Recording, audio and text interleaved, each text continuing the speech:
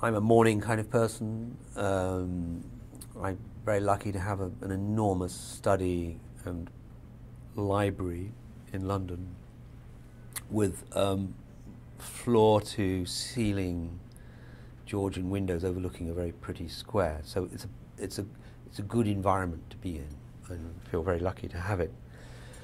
I have two desks, one with a giant kind of flat screen, Apple screen on it, and it's a huge table. In fact, I have to say, it's the only thing I've ever made myself. I built it years ago.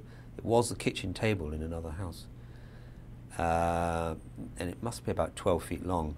And my dream for this table is that it would just contain the computer and lots of space around for notes.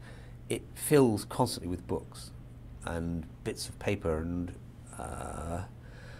I like to have a clear, organized space around me, but I find it difficult to manage.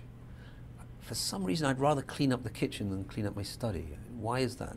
Because throwing a piece of paper away always requires one to look at the piece of paper to see what it says before you throw it away, whereas putting a dish in a dishwasher requires no mental act. Maybe it's that. I always believe that it's very important to turn up at this desk, whether you feel like it or not, whether you have ideas or not.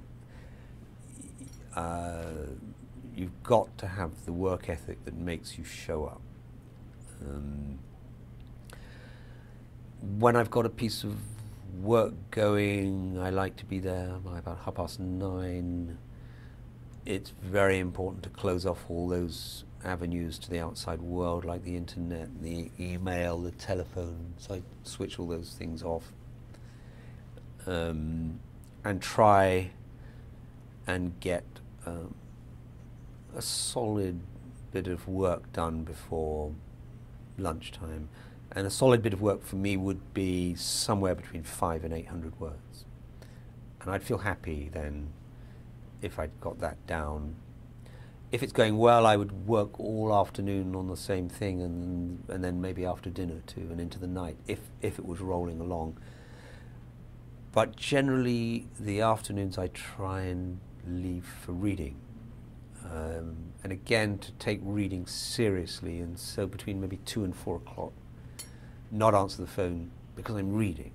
And I remember when I was a very devoted reader as a child,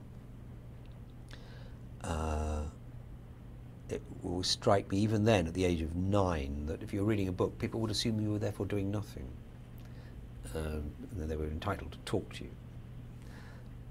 Well, I still battle against that notion that it's an activity, and you wouldn't, if someone was playing tennis, you wouldn't walk onto the court and start engaging them in a conversation. Likewise, I think reading is at least as important as playing tennis. My friend Christopher Hitchens once said that one of his definitions of happiness was to work all day in the knowledge that he was seeing an interesting friend in the evening. So sometimes that interesting friend is my wife, or one of my children, or one of my interesting friends. But I do like that sense that there's going to be food and wine from about 7:30 on. If it fits, I'll go back after dinner, maybe to look at the day's work again.